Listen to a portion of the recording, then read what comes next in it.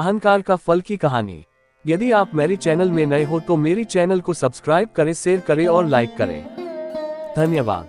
एक समय की बात है, एक गांव में एक मूर्तिकार रहता था। मूर्तिकला के प्रति अत्यधिक प्रेम के कारण उसने अपना संपूर्ण जीवन मूर्तिकला को समर्पित कर दिया। परिणामतः वह इतना पारंगत हो गया कि उसकी बनाई हर मूर्ति जीवंत प्रतीत होती थी। उसकी बनाई मूर्तियों को देखने वाला उसकी कला की भूरी भूरी प्रशंसा करता था। उसके गांव में ही नहीं बल्कि उसकी कला के चर्चे दूर दूर के नगर और गांव में होने लगे थे। ऐसी स्थिति में जैसा सामान्यतः होता है वैसे ही मूर्तिकार के साथ भी हुआ। उसके भीतर अहंकार की भावना जागृत हो गई।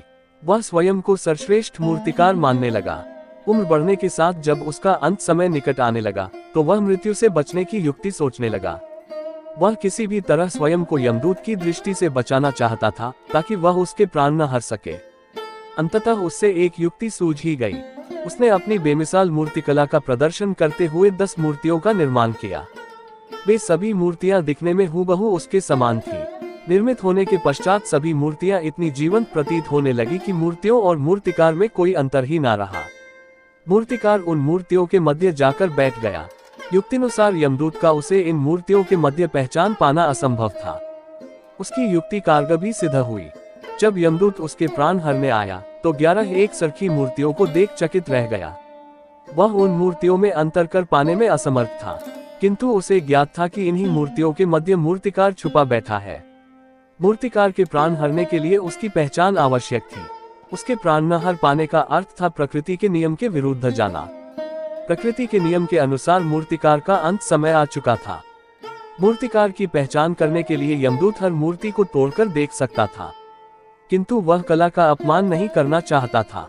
इसलिए इस समस्या का उसने एक अलग ही तोड़ निकाला। उसे मूर्तिकार के अहंकार का बोध था, अतः उसके अहंकार पर चोट करते हुए वह बोला, वास्तव में सब मूर्तियां कलात्मकता और सौंदर्य का अद्भुत संगम है, किंतु मूर्तिकार एक त्रुटि कर बैठा।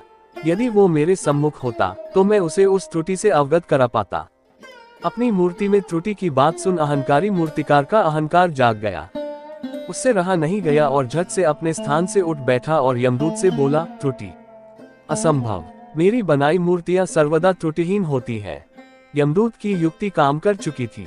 उसने मूर्तिकार को पकड़ लिया और बोला, बेजान मूर्तियां बोला नहीं करती और तुम बोल पड़े। यही तुम्हारी त्रुटि है कि अपने अहंकार पर तुम्हारा कोई बस नहीं। यमदूत मूर्तिकार के प्राण कर यमलोक वापस चला गया। सीख, अहंकार विनाश का कारण है, इसलिए अहंकार को कभी भी खुद पर हावी नहीं होने देना चाहिए। पूरी कहानी सुनने के लिए धन्यवाद।